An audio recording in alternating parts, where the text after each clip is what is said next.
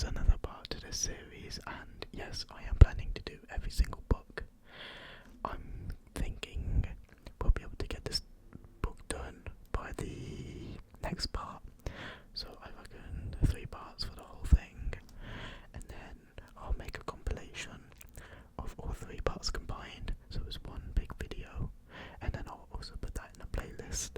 And when I do all the other books, you'll just have one playlist of the collection of me reading, and you won't have to worry about going to a different part or anything. But anyways, I've got a different light now as well. I'm actually using my phone flashlight for this, so that you can see this a lot better. You can sort of see like the reflection on the book with the light. Is kind of cool, to be honest. I thought this screen wasn't enough, so I've put a new light down, and to be honest, it looks really nice. So without further ado, let's get right into it. Now, if I'm correct, we left off stone tools. If I can find it, let's go on contents. Page 30. Yeah, that sounds good. Oh wow, flipped right to it. How great is that? Anyways, without further ado, let's get reading. Stone tools and weapons. There's no time to relax during your first night. When you're hiding out in your shelter, you need to grab some more advanced tools for your second day so that you can gather the resources needed. Access your crafting table again. You're going to grab the range of stone tools and weapons that will make day 2 much easier than day 1. Luckily, you're surrounded by stone, so you should have plenty of material. Stone tools last longer than wooden tools and allow you to mine substances like stone and ores much more quickly. Stone pickaxe recipe. A stone pickaxe is ideal for mining stone, coal and iron ore. Durability 132. And each other tool also has 132 durability, so I would keep listing it out like that. Stone shovel recipe. A stone shovel is ideal for digging grass, dirt, sand and clay. Stone axe. A stone axe will make chopping wood much easier. Stone sword. Make a stone sword to defend yourself against hostile monsters. Save your tools in your hotbar for easy access, then check out all experience points you've earned as a result of your crafting spree. Tip: when mining for stone, never dig straight down. This is the number 1 rule in Minecraft. You can fall into lava, a cave system or a dungeon, all of which could result in your own untimely death. Never dig directly above your head either. You know what's crazy? I've died so much by doing that, especially with the recent cave update on 1.19. Digging straight down is even more dangerous when you could fall into a cave that's about 100 blocks deep, and I've done that before. It's not nice. Did you know when you've gathered enough resources, you'll be able to craft iron, gold and diamond tools? Each substance has a different durability and destroys blocks at a different rate. Diamond tools are the most effective and most durable. Not anymore, it is now netherite. Let's go. A stone pickaxe helps you to mine gold ore more quickly, as shown in this image right here. Health and food. In survival and hardcore modes, you'll need to keep an eye on your health and food bars. They sit just above your health bar. Oh no, hot bar. I can't read today. This health bar is made up of 10 hearts and the food bar of 10 shanks. It's called shanks. Damn, I never knew that. Your health bar will go down if you begin to starve or take damage. Your food bar will go down as you use up energy. Be warned, if your health bar goes down to 0, you will die. You know what's funny? This is the beginner guide, and it's actually been teaching me some stuff I didn't know. For example, I didn't realise the food was actually called shanks, like the little icons. Damn, fair enough. Did you know different types of food will restore different amounts of food points? 1 point equals half a shank. A raw potato will restore 1 food point, but a cake will restore 14 points. See page 37 for a cake recipe. We'll get into that shortly. When day 2 finally breaks, assuming you're still alive, which you should be if you've been paying attention,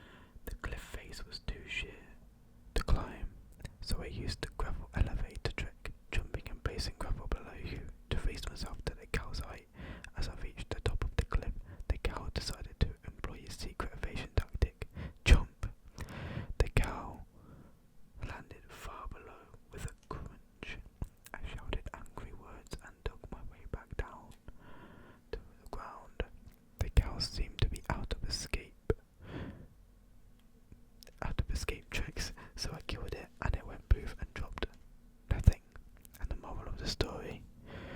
When you go hunting, bring a bow. Dun dun dun. Meat, meat, meat, meat, meat, meat, meat, meat, meat, meat, meat. Meat restores lots of food points. Look for a cow, a pig, a chicken, a sheep, or a rabbit and hit it repeatedly until it dies. You know it's dead because it will turn red, then fall over and disappear. It's best to cook meat before eating it to increase the food points it will restore, because if you eat raw chicken there's a chance you'll get food poisoning. Once you've collected some raw meat, head back to your shelter and cook it in your furnace. Just place coal, charcoal, or wood underneath the flame symbol and the raw food on top. After a few moments it will be ready to eat. It's a good idea to keep some cooked food in your hot pot when you go exploring, in case you need to top up urgently. Tip: if the first animal you kill doesn't drop any meat, have a look for another. The animal will try to run away from you once you've hit it, so you will need to be quick about it. Fish. Raw fish are an unlimited, reliable source of food. On a rainy day, you can catch a fish every 15 seconds on average. To catch a fish, all you need is a fishing rod and a boat. There are 3 types of edible fish that can be caught with a fishing rod: raw fish, raw salmon, and clownfish. There's a lot more now. You can eat all 3 types of fish raw, but raw fish and raw salmon can be cooked in a furnace. Fishing rod recipe: you can grab the fishing rod from sticks and string. Durability 65. You can get string from killer spiders or destroying cobwebs or tripwires. Find an area of water and use your fishing rod to cast your bait into the water. The bobber will dip when you've caught something, then you can reel it in. To increase the number of food points they provide, cook raw fish and raw salmon in your furnace.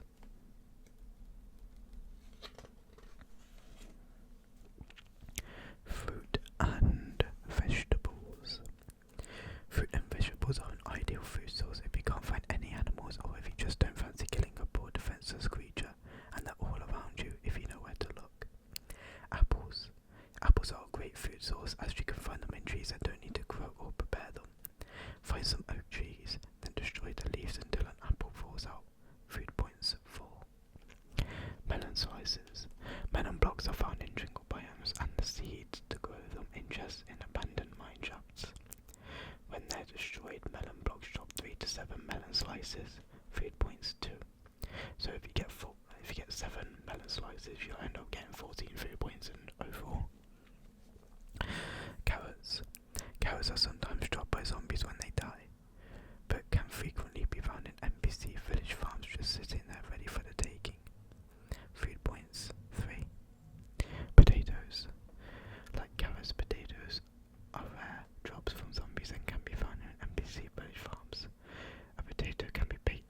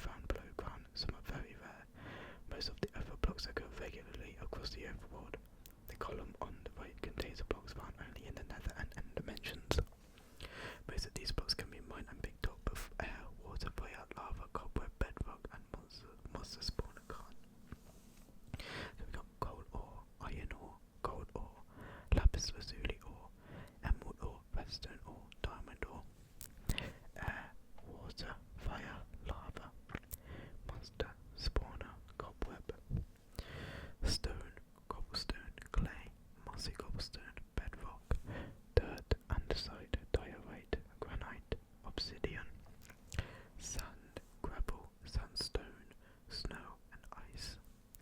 Did you know different blocks are best mined with different tools? Wood blocks are mined quickest with an axe, whereas for sand and gravel is a shovel. Some higher tier ores can only be mined with an iron pickaxe or better. Make sure you always have an axe, a pickaxe and a shovel in your inventory. That way you'll be prepared no matter what type of block you need to mine when out and about.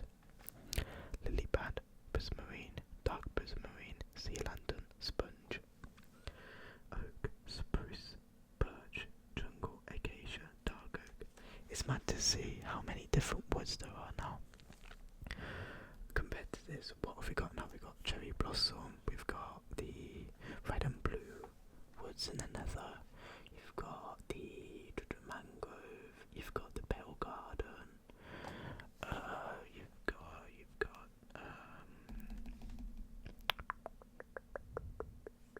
I'm actually not too sure. Oh, you've got the bamboo. I think there's one more, but I can't remember what it was. Anyways, tall grass, grass block, leaves, flowers, fern, dead bush, mushroom, mycelium, sugarcane, cactus, farmland, wheat, carrot, potato, melon, pumpkin, and apple. Glowstone, netherrack, nether wart, soul sand, nether brick, nether quartz, quartz, and endstone.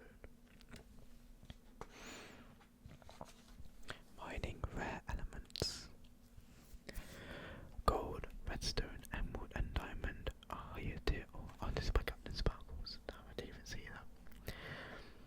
And finding them can be very rewarding.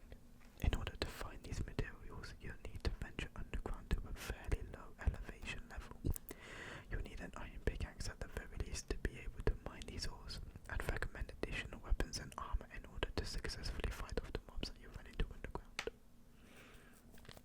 This is going to be very outdated because it says all the Y coordinates on each one, and there's no like deep slate at all in this box, so it'll be a bit awkward. Gold ore, the easiest of the bunch to find, as it generates in fairly large quantities and can be found at elevations ranging from Y equals 1 all the way to Y equals 31. Once gold ore is mined, it must be smelted in a furnace to make gold ingots, which can be used to make armor and weapons. I'll be honest though, I never use gold to make any tools or armor because it just proves like that. Never craft anything gold. You only use it to make like gold apples, gold carrots, stuff like that. Never make it to use tools or armor. The only acceptable thing is probably netherite, along with the golden food I just listed, but yeah. Redstone ore, found between the elevations of Y1 and Y15, and generates in larger quantities than gold between those elevations, making it easier to find. When mined, redstone ore will give you several redstone dust, which can be used later on to create circuits. I can't wait to read the redstone book because I really want to understand it fully, like mumbo jumbo level. Like, oh, it would be so good to learn redstone and use it in servers, man. Tip: given the overlapping elevations at which these resources are found, the best place to search for them is between the elevations Y5 and Y10. All four ores generate at their maximum rates within that range. Did you know you can check your coordinates when playing on a PC/Mac by pressing F3 and checking your X, east, west, and Y, high, low, and Z, north, south coordinates? The Y coordinate is useful when mining, as it tells you how deep you are. The bottom of the world, the lowest bedrock layer is Y equals 0, and the sea level is Y equals 64. That is now what, Y minus 60 something, I want to say. I can't remember, but it's something around the minus 60 range.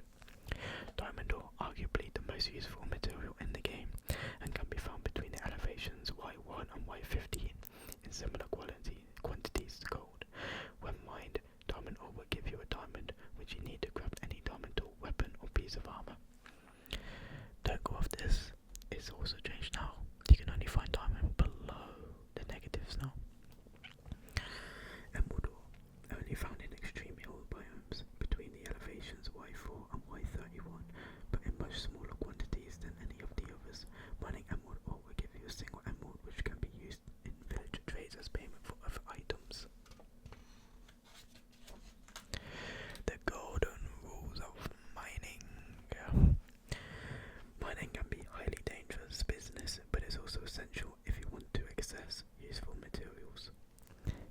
golden rules in mind and you'll have a much better chance of surviving your subterranean journeys. 1. Location. Try to find an existing cave system rather than digging blindly into the ground. This will save you an incredible amount of time and resources and hopefully lead you straight to the good stuff. 2. Starting out.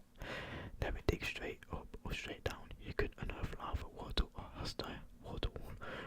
or hostile enemies. 3. Safety first. Always carry a bucket of water in your hot pot in case you do fall into lava and catch fire. I've done that too much for my own good. I need to start bringing water buckets more. Waterfalls. If you're careful, you can swim up and down waterfalls to travel quickly between different levels. Just remember not to stay submerged for too long or you will drown. I'm trying to think the last time I've drowned in Minecraft. I'm pretty sure it was very recently, I'm not gonna lie. 5. Health. Remember to bring food, or that mining will take its toll on your food and health bars, and you'll need to top up. 6. Supplies. Don't forget to take plenty of wood. Without it, you won't be able to craft tools or torches. 7. Building a base. If you'll be spending a lot of time in a particular cave system, build yourself a base. It's always useful to have somewhere safe where you can grab and smelt useful items.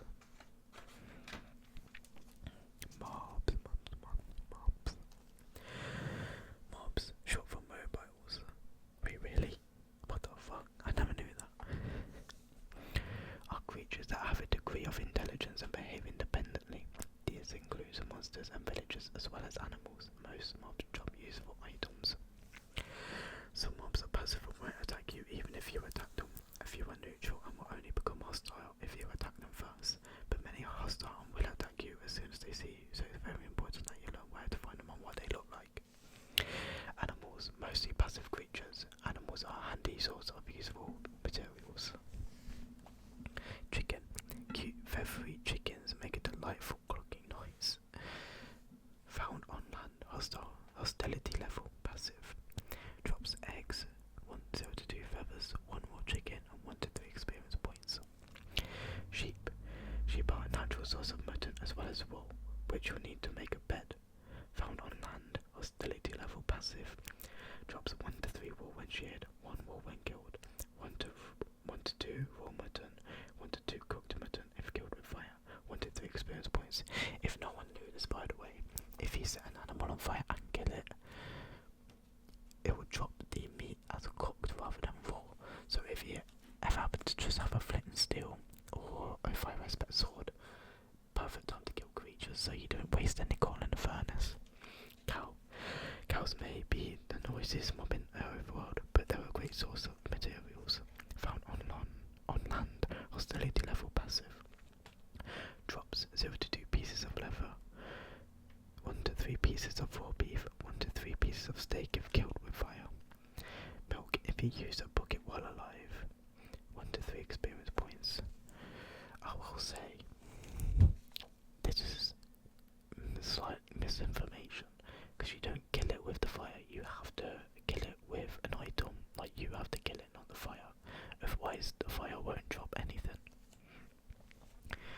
Mushroom, red and white cows covered in mushrooms, found in the Mushroom Island biome. Hostility level passive.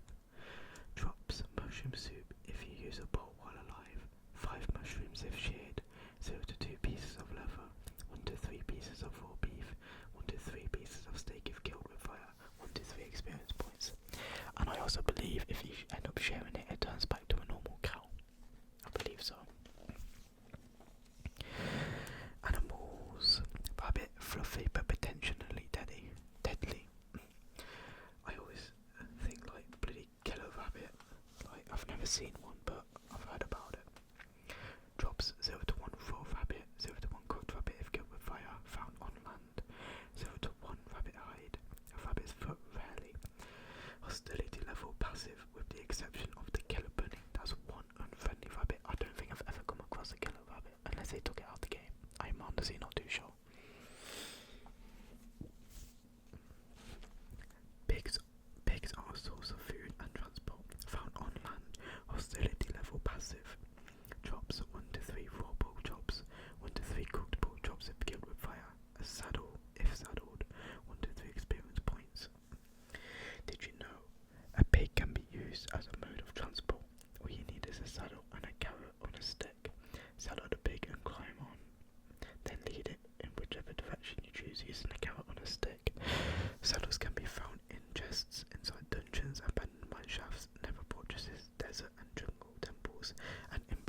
first is NPC villages. I'll be honest, riding a pig is so useless unless you're just going for the achievement, I'm not gonna lie. Horses, donkeys and mules can be tamed and are one of the fastest methods of transport around. Not if you have the elytra. Horses and donkeys are found in plains and savannas. Mules are created when a player breeds a horse with a donkey. Hostility level passive. Drop 0 to 2 pieces of leather. A saddle if saddled. House armor if equipped. Chest plus contents if equipped. 1 to 3 experience points. Animals. Wolf. Wild wolves can be tamed, turning them into dogs. Make sure you don't hurt them or they'll become hostile. Found in grassy areas and in forests and hunger biomes. Hostility level usually neutral. Hostile when attacked. 1 to 3 experience points. Did you know? Wolves can be tamed with a few bones. Skeletons drop bones when they die. Once tamed, a red colour will appear on the wolf. It will attack whatever you're fighting unless it's a creeper, in which case it will run for its life. Very sensible. My guy. You can put tamed wolves on leads using fishing rods. Wait, what? You can put tamed wolves on leads using fishing rods. What?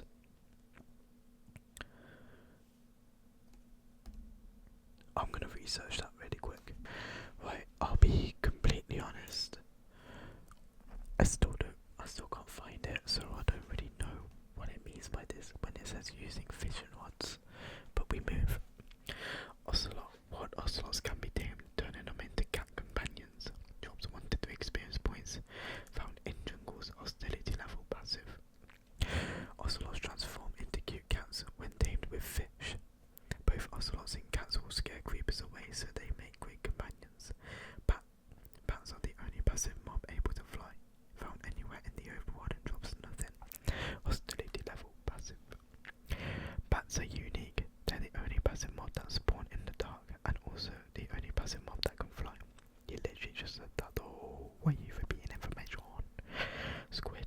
Despite their toothy appearance, squids are harmless and perfectly happy minding their own business. Hostility level passive. Found in water. Drops 1 to 3 ink sacks and 1 to 3 experience points. Last page of the day. Villagers, farmer, priest, butcher, blacksmith, librarian. Villagers are human figures dressed in different clothing depending on their job within the village. Found in NPC, non-player character villages, either wandering around or within different buildings. Depending on their job, they spawn in the building that relates to their profession.